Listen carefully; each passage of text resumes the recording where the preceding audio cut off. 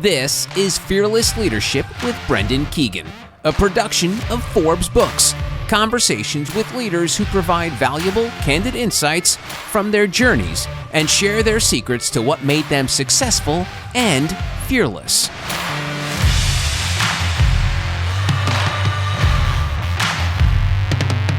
This week's fearless leader is Emma Gilmour, a true trailblazer and inspirational figure in the world of motorsports. Emma is one of the world's top female rally drivers. She's the first ever female driver to be signed by McLaren Racing. She's also the first Kiwi to get a full season drive the off-road series Extreme E. And let's not forget, Bruce McLaren was a Kiwi as well. She's also an entrepreneur as she owns a Suzuki dealership in New Zealand. So Emma, welcome to today's podcast. Thanks for having me. I'm very excited to be here. I'm really excited to kind of get a chance to talk about what you're doing now and how you got to where you are. So, your journey, when I think of your journey, it really embodies the spirit of perseverance and courage and breaking barriers, a female driver for McLaren. How did you fall in love with racing? Yeah, I mean, if you looked at my yearbook from high school, being a race car driver did not feature at all. So I was an equestrian. I grew up riding horses, and I was chasing the Olympic dream. I wanted to represent New Zealand at the Olympics, and so rode horses to quite a high level and had very supportive parents that helped with that dream. But as children growing up, we were always around cars. My dad is a mechanic. My mum's father also a mechanic. So cars were just part of our life, and wherever we went as a family, we always went quite quickly. I always enjoyed riding passenger on Dad's motorbike and going fast. So I guess I always enjoyed speed, and likewise on the horses. It's quite a gutsy sport as well. My first taste of motorsport came when my older sister Monica, and my cousin started doing rallying. So rallying, for those that don't know, it's kind of like the dream motorsport. If you love driving and driving fast, you've got a closed public road, and it's up to you and your navigator who's telling you what's coming up with the roads ahead to drive as fast as possible. So it's like a time trial on a closed road. So there's no one coming the other way. You don't have to share the road, and no speed cameras, no police officers. So it's just an absolute buzz to go as fast as you can. So I started as a navigator and then had the opportunity to jump in the driver's seat. And when I did, it was a bit like a duck taking to water, I think. I just, felt like I'd found my thing. It was just the best feeling in the world. And it still gives me that buzz, 20 plus years later. So you traded in horses for horsepower. Is that kind of what I'm hearing? Yeah. So you went from equestrian and pretty good at doing that to rallying cars. So now I've heard conflicting reports on what your first car actually was. Was it a Mitsubishi Evo or a Toyota Treo? And keep in mind, these are not American versions of these cars, so I'm not familiar with them. You've done well. They're kind of both my first cars. So my first road car was a Toyota Truno, as we pronounce it in New Zealand. I don't even know if that's the correct pronunciation, but that was the car. It was a wee two-door 1600cc. I suppose, they had quite cool cars back in the 90s, the wee sort of hot hatches and stuff. Yeah. So it was a cool car. That was my first road car. And then the Mitsubishi Evo was my first rally car. So they kind of both firsts, I guess. All right.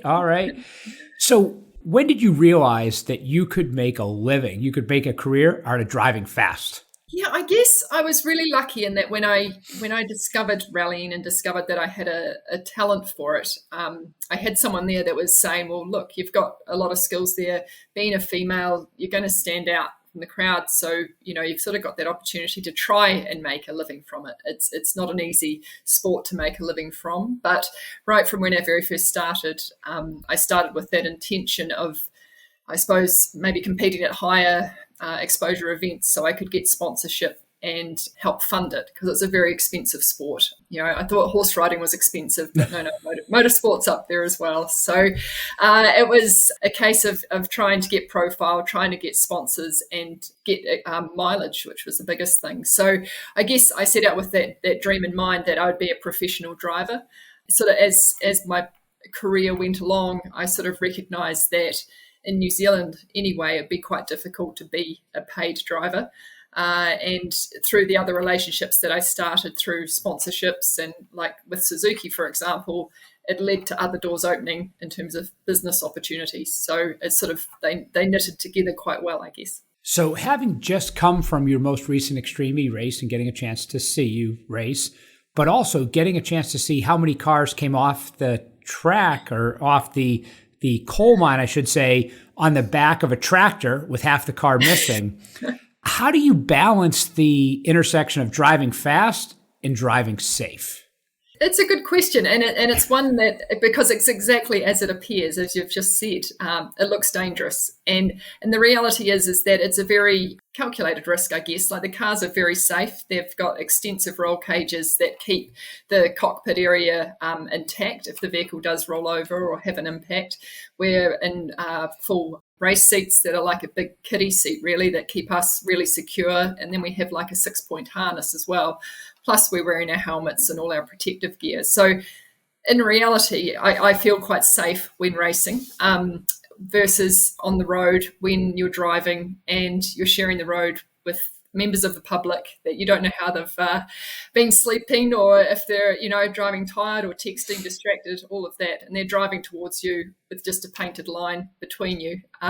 It's how you perceive it, I guess. But I always see racing as a relatively safe option. So let's go back to Scotland just a little over a month ago, where you had a podium finish, and there was a scary moment. You were out leading. You came around a corner. Now, keep in mind, it was Scotland, so there was some rain on the day. It was, actually the day before, I think, was the sunniest day of Scotland's year. And the next day, the course was totally different in an old coal mine. And you kind of spun and hit some hail bays. And there, by the way, the drivers behind you wound up in water. So walk me through that scary moment. Like, what's it like? Yeah, it's amazing, because when you're racing, you're just so in the moment and you're just reacting as it happens, because you can't really anticipate what's about to happen. Obviously, you have some anticipation, but when we were driving along this section of track, it was super, super slippery. So we knew the track was damp, but they'd actually put more water down in this area to dampen the dust, which wasn't a problem. But anyway, we came over the bump, and I had a lot of speed on, and the car had stepped a little bit, just losing traction, 100 meters earlier. And then we came over this bump, and the car just lost total traction. And a bit like when you hit ice on the road, or in that scenario where you lose grip, you're just along as a passenger. And I was like, oh no, this isn't good, because I knew there was hay bales right beside us. So I kind of just straightened the wheel to try and not catch the car, if that makes sense. So we hit the hay bales, and then the car instantly is 90 degrees to the track. And then in that split second, you're thinking, oh, please don't roll over, because you don't know what, it's physics and forces happening out of my command. And then the next split second, I'm looking back up the track at the cars coming towards me. And then I'm thinking, oh gosh, please don't hit me as the cars are coming towards me, which they avoided me. And then the next split second, I'm facing back up the track the right way again. So it's just foot to the floor and we carry on. Yeah, it was a crazy moment to actually see in person, and scary. But I wasn't in the car, so I was quite a distance off. So let's now come off the racetrack and talk about you're the first female driver for NEOM McLaren Extreme E. What's that feel like? It's still, I have so many pinch me moments where it still feels like I'm living a fairy tale. Growing up in New Zealand, like you mentioned earlier, Bruce McLaren, he's a New Zealander, and New Zealand is super proud of the legacy that Bruce created with the McLaren brand. So growing up, I was never going to be a Formula One driver, so I never had dreams of being a McLaren driver, I guess you would say. But when I got the message from Zach and the phone call and ended up driving for them, it was just, it really was like a fairy tale. It's just something that I never dreamed of, but I certainly feel like I'm living a dream now. It's just so proud to represent such an iconic brand in motoring. So it's the New Zealand connection, racing for McLaren, first female driver. Now, I know your fan club has really grown, and one of your top members in your fan club happens to be my daughter. She hopefully doesn't drive as fast as you because she's driving on public roads. But just wanted to pass along, you're just such an inspiration to so many young girls out there. That didn't know they could race professionally, didn't know they could be racing for such a brand like McLaren. So, quite an honor for you personally, but also a pretty big responsibility, as a role model out there. And I hear it from her, I hear it from her friends, here at Merchants Fleet, as a sponsor, I hear it from women in the organization that it's people are just really excited to see, the change in motorsports and embracing more women in the sports. And I think what you bring is just not the gender, but like you've had podiums, you've had some podium finishes. So you're saying, hey, you can compete at the highest level. So I think that's just great for what you're accomplishing off the track. Thank you. I think, Extreme E has been wonderful for women in motorsport, showcasing that when women are given that equal opportunity on the international stage, they can really showcase what's possible. And I think alongside that, I think the growing popularity of the Drive to Survive franchise has also sort of educated girls about the whole motoring industry. Like there's just so many exciting roles, not just as a driver, but being an engineer or a mechanic or involved with the organisation side of a team. It's a really exciting industry to be part of. So as we stay off the track, so we know you as a driver, as a former equestrian, but you're also an entrepreneur. So you own a Suzuki dealership and you run it. Can you tell us what it's like to be an entrepreneur and a business owner? Yeah, it's amazing. I never, again, in my yearbook back at school would have predicted what I'm doing. But yeah, owning a car dealership, it's actually something I'm really proud of because I ended up running it on my own after a relationship breakup. And, back there at that time, I was looking forward and thinking, oh my gosh, how am I going to do this? But I think the things that I've learned through my motorsport side of things and running my motorsport team in regards to relationships and budgeting and all those important, business skills were really applicable to when I got the opportunity with the business. And I was really fortunate with the Suzuki company in New Zealand that they, were brave enough to take a punt on a young female that I'd be able to run their dealership and run it well. So I'm really proud of that because you don't know you've got the business skills until you kind of get pushed in the deep end and you realize if you can swim or not. Yeah. It's moving from the passenger seat to you're behind the wheel and it's your dealership and you're running it and it's thriving. So that's great. So, I talked about being a role model and being a mentor to others, but you yourself had a mentor that kind of helped you with racing. I believe his name was Glenn McNeil. And you said he's been one of the biggest influences on your driving career, through today. What are some of the key lessons that he taught you that you could pass on to other young drivers that might be out there listening? Yeah, I was really fortunate to meet Glenn early on in my career because he had the vision to recognize that, to stand out, to get that attraction and for sponsors and for your partners is sort of dreaming big. And so we did sort of a different path to what some other drivers might have done. And it's hard to know if you'd do the same thing now, 20 years on, because again, it's a different kind of environment to what it was back then. But I think the same thing applies in terms of it's all about relationships and it's all about asking for help, asking for advice as you need it, and never being afraid to ask for advice either. I think people are always really willing to share their knowledge and experience if you're vulnerable or courageous enough to ask for their help. I think it's, there's a wealth of knowledge out there. And although there's no shortcut for experience, you can definitely speed things up by calling on the people you know. So let me jump on that topic. You talk about advice, and in your race, there's two drivers. So you really get to give each other advice, and you have qualifying heats. And this year, you're doing races Saturday and then Sunday. Now, granted, most times, let's say if they're on sand, the conditions are similar. This past race was dry and then wet. So talk to me about having a driver that's running the same course, running the same vehicle, the same setup. Do you give advice to each other throughout the race? Do you give each other advice after the qualies? Like, just walk me through what that's like, because it's pretty unique. There's not a lot of people that are probably listening that are familiar where there's two drivers, same vehicle, same race, and they're each running, half of it. Can you tell us a little bit about that? Yeah, it's an interesting idea because we are sharing the one car, and I think my teammate Tanner, he's a wonderful teammate, and he's very generous with his knowledge and his experience because we come from quite different backgrounds in motorsport. He's hugely talented drift driver, as well as he's done a bit of rally, but also stunt work as well, which is a whole nother skill set of driving a car. So I think the real challenge comes with our engineering team because they have to take both Tanner and I, our feedback and how we describe what's happening in the car, make sense of what we're describing, and then try and engineer a car that we're both comfortable in. And then from that, both of us, probably have to compromise a bit so that we're both comfortable.